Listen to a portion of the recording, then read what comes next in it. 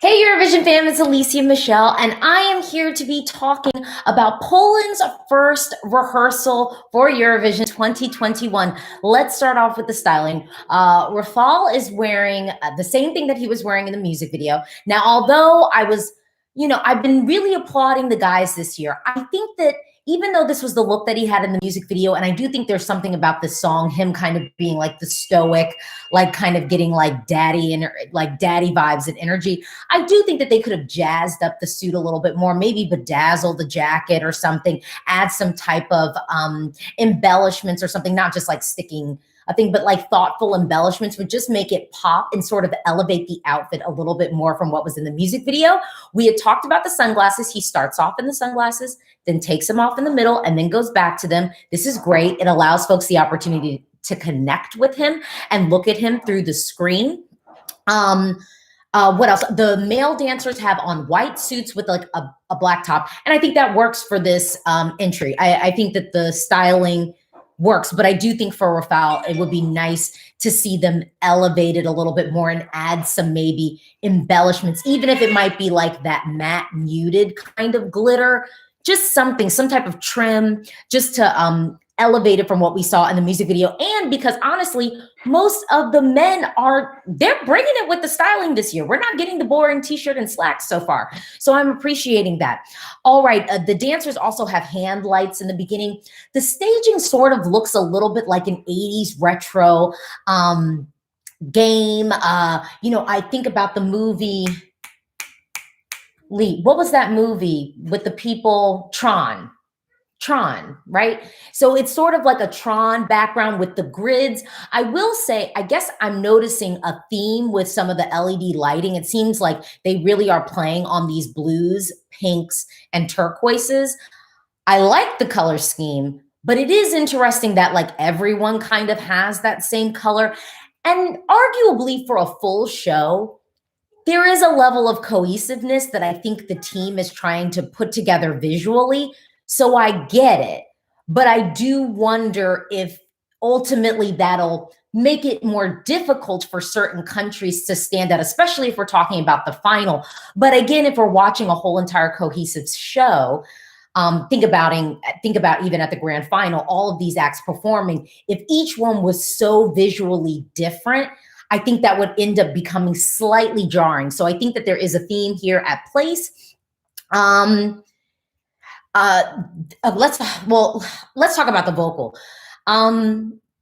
He was off key at several moments. There were times where he was sort of out of time with the song. And I will just go ahead and say now there are live backing vocals that he has. And at times they're sort of clashing. And it's like they're clashing because he's sort of out of time. Now, I will say, to be graceful, to allow a little level of grace, being out of time can be an in-ear issue. Being off key is not. And so he was off key, he was out of time. And then at the end of the song, he does these ad libs, which I've talked about this before. Ad libs are by definition additive. You don't have to do them. And if they're not going to sound full voice, if they're not going to be on the pitch and key, if they're going to sound off, then don't do them. Why are we doing them? We shouldn't be doing them. Let me hop into these comments. Carl asked, are there any chances for qualification? No, absolutely not. ESC Aussie says, I would personally want more diverse lightings.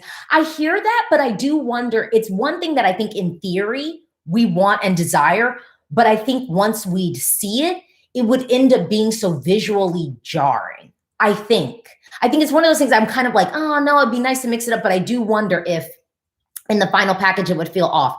Mike Makayo Huziar, is he known for being a singer? I heard somewhere he's not known, he's known for being a host.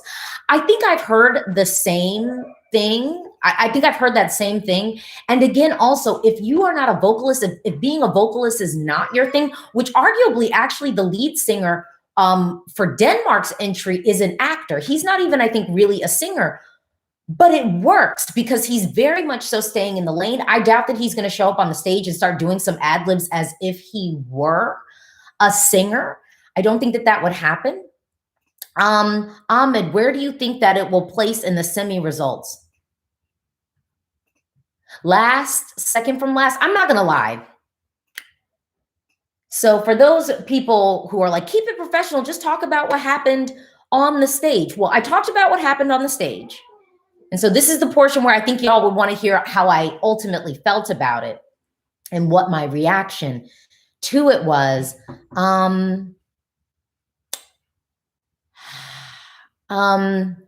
This was probably one of the worst rehearsals that maybe I've ever seen for Eurovision, because it was a lot of things that we needed to work on. It was like there were some camera angles that needed to be smoothed out. The vocal was also off. You know, the visuals, you know, it just seemed like, okay, there's a lot of work we got to do with this one to really bring it back. The second/third run was definitely smoother. I think he was meeting his marks more confidently in this third run. So that's a good thing. But like, there are moments where he's doing choreography and I'm kind of like, just give us like daddy vibes and just stand there and look good singing the song. We don't need the choreography. And even the way that they're sort of dancing, we just need him to be in position and let the other people dance around you and you just look cool. And I will say this, to be fair, well, not even to be fair on my part. You know, look, San Marino qualified in 2019 with bum notes, you know, not as ambitious styling and staging.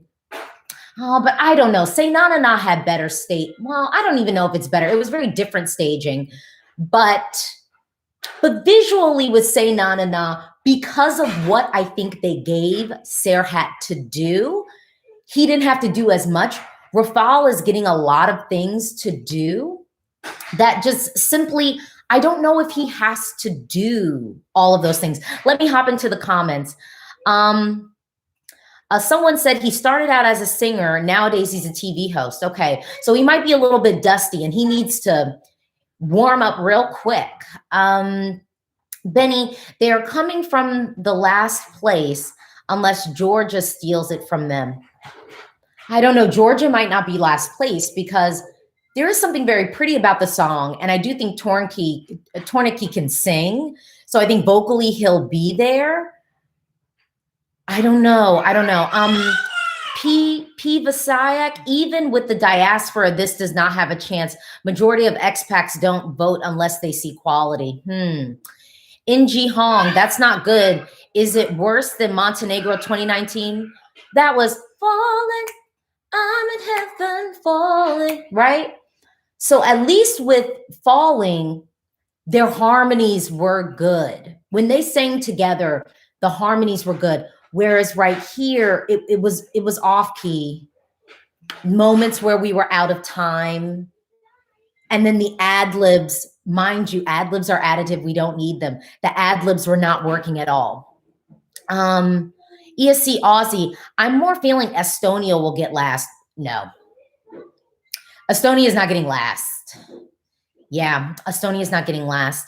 I don't think that it's going to get last. Because I do think, you know, they've got neighbors. Estonia has neighbors in it. And I will say something about the state. I don't think Estonia is getting last. No.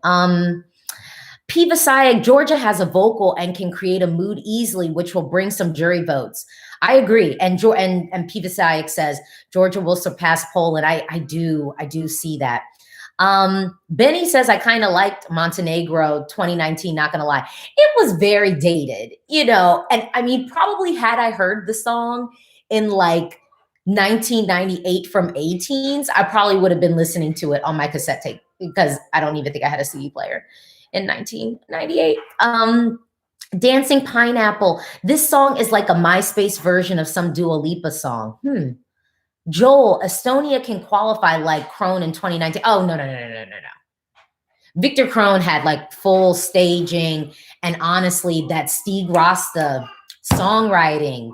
Steve Rasta, he knows how to put together a song. And it's crazy because this year at Estonia, Steve didn't even, I think this was like our first Estonian national selection in a really long time that didn't have Steve Rasta in some form.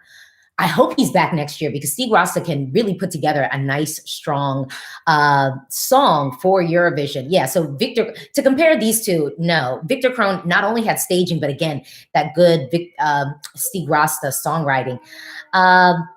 Ali, Estonia and Finland will definitely exchange points. Estonia is not getting last. Yeah, no, it's not. It's not. Yolk 228. I fear for San Marino. Isn't it too much? No, no, this is Eurovision. We can have a little extra. There's always room for a little bit extra. Well, that was my reaction to Poland's first rehearsal. What do you think? Talk to me in the comments below. If you have any questions, specific questions about the performance, please just drop down and talk to me in the comments below, and I will be answering them throughout the day. Up next, we will be having Moldova. Y'all know how I feel about Moldova, so I really want to see this. So you definitely want to keep your eyes locked on my channel when I come back with my reaction to Moldova's first rehearsal.